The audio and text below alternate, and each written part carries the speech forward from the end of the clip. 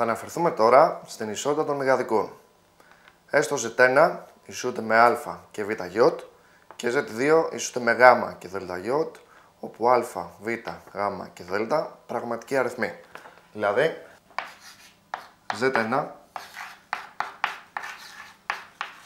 και Z2 οι δύο μεγαδικοί. Επειδή κάθε μεγαδικό Z γράφεται με μοναδικό τρόπο στη μορφή K και λ, δύο μεγαδικοί θα είναι ίσοι όταν έχουν ίσα πραγματικά μέρη και ίσα φανταστικά μέρη. Δηλαδή, Z1 ισούται με Z2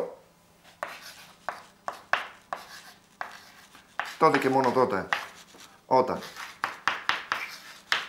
α και β ι ισούται με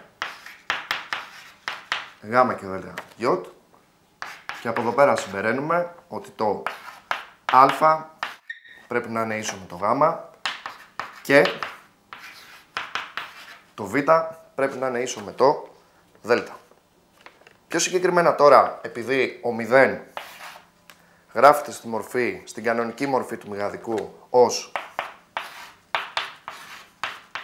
0 και 0 ι, ένας μεγαδικός θα είναι ίσος με το 0 όταν έχει πραγματικό μέρος 0 και φανταστικό μέρος 0. Θα ισχύει δηλαδή Z ισούται με το 0 όταν α και β ι ισούται με το 0, δηλαδή α ίσο με το 0 και β ίσο με το 0. Πάμε τώρα σε ένα παράδειγμα. Να βρεθούν οι αριθμοί λ και μ ανήκει στο R, έτσι ώστε να ισχύει 2 λ συν 3 μ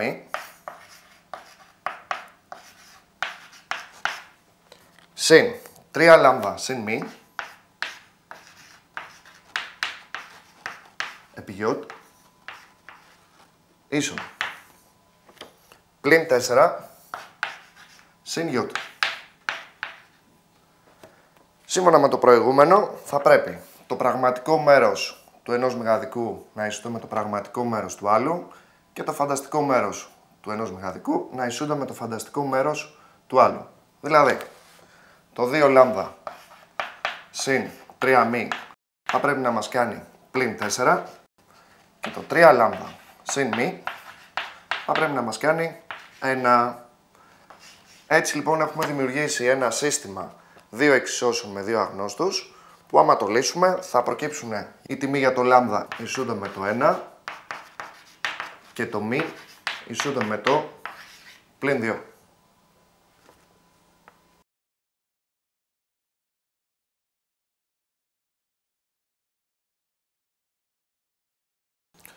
Να πούμε κάποιες παρατηρήσεις τώρα.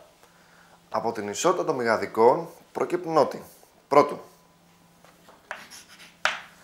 αν Z ισούται με α και β ι και